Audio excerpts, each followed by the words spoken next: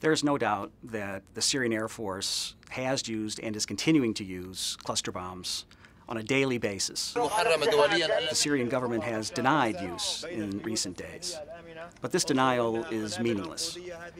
When we see that there's overwhelming and compelling evidence of ongoing use, when cluster bombs continue to rain down on Syrian towns and villages on a daily basis, we have eyewitness testimony.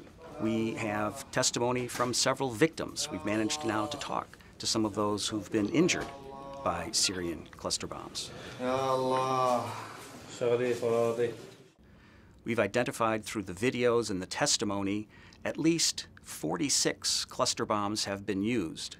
Those 46 cluster bombs contain some 6,000 individual bomblets that now have rained down upon the Syrian population. We've identified well over 100 of the explosive duds, the remnants of the submunitions that still are live, that still pose grave dangers to the civilian population. And very regrettably, we've seen on many of the videos people picking up and playing with these unexploded bomblets. You may be able to pick it up once, but when you hand it to your neighbor, when you put it back down, it may explode. These are live and highly volatile, and no one should ever touch them. It's clear that these have all been dropped from aircraft, primarily helicopters. The opposition forces have no aircraft. They have no helicopters. They don't have the delivery means to use these types of cluster munitions. So it's Syrian air forces that are doing the damage here. And what we've seen is that all of these are Soviet-produced weapons. They have markings that indicate that they were all produced in the 1970s or the early 1980s.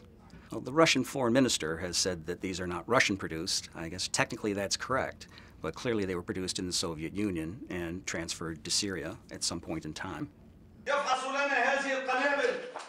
This is a weapon that has been shown over and over again to cause unacceptable harm to civilian populations, immediately when attacked and for long afterwards.